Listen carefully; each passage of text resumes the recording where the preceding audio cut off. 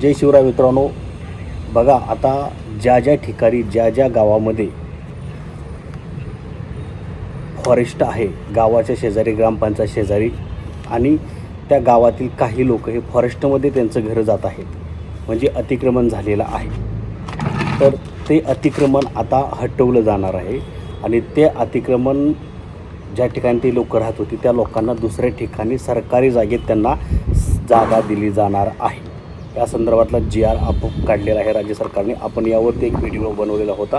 अनेकांची समस्या अशी होती की बाबा तो GR कुठं आहे, GR दाखवा.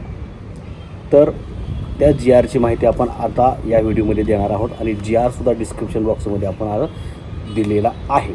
बघा, ज्या ठिकाणी अतिक्रमण झालेलं आहे, फॉरेस्ट विभाग असेल, सरकारी जागा असेल, पालिका विभाग असेल, ग्रामपंचायत विभाग असेल, ज्या लोकांनी 1 जानेवारी 2011पर्यंत सरकारच्या जागेत अतिक्रमण केलेलं आहे, तेव्हापासून ते त्या ठिकाणी राहत आहेत, त्या लोकांना आता ती जागा त्यांच्या नावावर करून दिली जाणार आहे. जर ती जागा त्यांच्या नावावर करणं शक्य असेल तर, अन्यथा तिथली जागा हटवून अतिक्रमण मोडून त्या लोकांना ज्या ठिकाणी सरकारी जागा अवेलेबल असेल त्या ठिकाणी त्यांच्या नावावरती त्यांना जागा दिली जाणार आहे, त्यांना घरकुलसुद्धा बांधून दिलं जाणार आहे. अशा प्रकारचेही हा GR आहे.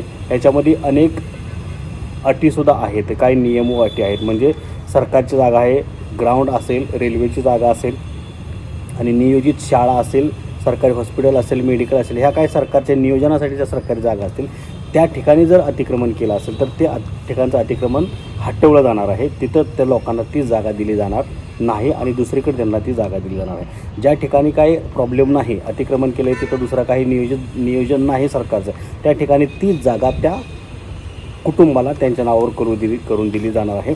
500 फुटापर्यंतची जागा त्या कुटुंबाला मोफत दिली जाणार आहे.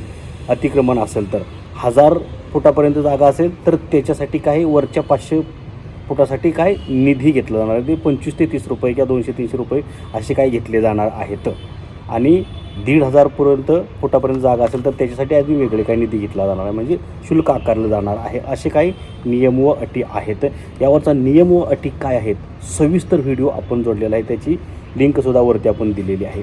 तो व्हिडिओ तुम्ही पहा आणि GRसुद्धा दिलेला आहे. तर तुमच्यापर्यंत GR पोचलेला असेल तो GR वाचून घ्या आणि अतिक्रमण ज्या ठिकाणी ज्या ग्रामपंचायत गावात महापालिकेत झालेलं आहे, मुंबई शहर व उपनगर सोडून त्या ठिकाणचं अतिक्रमणाची जागा आता त्या नागरिकाच्या, त्या लोकांच्या कुटुंबाच्या नावावर होणार आहे. या संदर्भातला GRसुद्धा राज्य सरकारने काढलेला आहे आणि याची कार्यवाहीसुद्धा सुरू झालेली आहे. व ज्या ठिकाणी अतिक्रमण केलेलं आहे, तहसीलदार वगैरे असेल तर तुम्ही वेगवेगळ्या ठिकाणी पाहू शकता की त्यांनी आता त्या कुटुंबाला त्यांची जागा त्यांच्या नावावर करून देण्याचं कामसुद्धा सुरू केलेलं आहे. तुमच्या भागात जर तुम्ही कुठं असं अतिक्रमण केलं असेल, तुम्ही ग्रामपंचायतमध्ये राहता परंतु तुम्ही शेजारी तुम्ही फॉरेस्ट खात्यात तुमचं घर येतं आहे, असे अनेक ठिकाणं, अनेक गाव आहे की त्यांचं अर्ध गाव फॉरेस्ट विभागात गेलेलं आहे. तर त्या ठिकाणी या संदर्भातली तुम्ही ग्रामपंचायतमध्ये जाऊन चौकशी करू शकता आणि या संदर्भातलं तुम्ही तुमचं जे काय अतिक्रमण आहे किंवा घर आहे ते तुमच्या नावावर करून घेऊ शकता, अतिक्रमण नियमित करू शकता. तर सविस्तर माहितीसाठी आपण नेहमी सविस्तरच आणि अधिकृत विश्वासार्ह माहिती देतो, चुकीची माहिती देत नाही, GR शिवाय बोलत नाही. GR डिस्क्रिप्शनमध्ये दिलेला आहे, तुम्ही डिस्क्रिप्शनमध्ये GR पाहू शकता. धन्यवाद. जय हिंद, जय महाराष्ट्र.